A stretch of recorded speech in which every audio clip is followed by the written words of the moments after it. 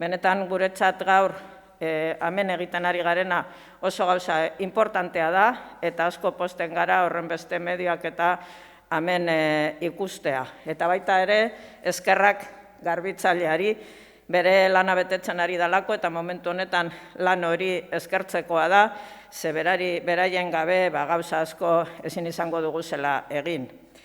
Hau esan da, gure balorazioa ekartzera nator, eta oso laburra izango da, baina nik uste dut beste zentzu batean egingo dugula.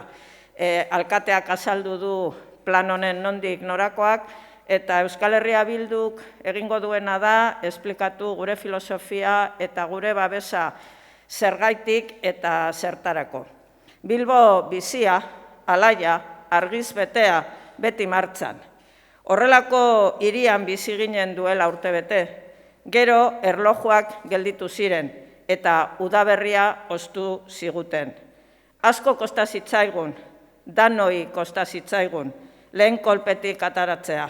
Baina imaginazio dosi handiekin, bai herritarrak, bai udala, nola edo hala saiatu gara bizimodu deseroso eta zail honi konponbideak bilatzen.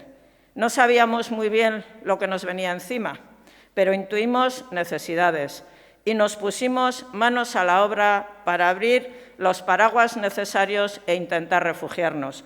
Un paraguas hermoso y además fructificó y fue el Plan Aurrera Bilbao Aurrera de la primavera pasada.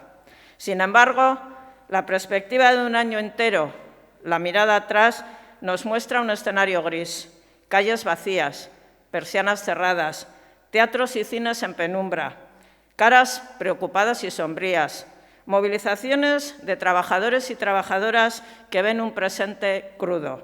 Aún así, nuestra condición humana, nuestra voluntad para reincorporarnos y para salir adelante caída tras caída, la seguimos demostrando.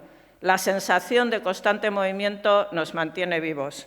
Con la activación de este segundo Plan Aurrera, la intención de este ayuntamiento es, y la de Euskal Herria Bildu, que sirvamos de apoyo, de asidero, de mano firme para que los bilbaínos y las bilbaínas puedan hacer pie. Hau ez da plan honena izango, agian, baina plan bada zerbait. Bilboko kolektibo desberdinei galdetuz eta akordiotara helduz lortu dugun fruitua. Para hacer este plan hemos dejado muchas cosas y hemos intentado sacar lo que nos une. Hemos hecho un ejercicio importante entre nosotras, pero también con los diferentes colectivos. Y es un plan abierto, es un plan de evaluación continua, porque la evolución es constante, porque tenemos que seguir caminando y seguimos caminando. Y lo que necesitamos es fuelle para avanzar. Pues veamos este plan Bilbao Aurrera como ese fuelle necesario para seguir adelante. Ánimo, bilbotar guztioi, lotu eskuak, bultza batera eta aurrera Bilbo.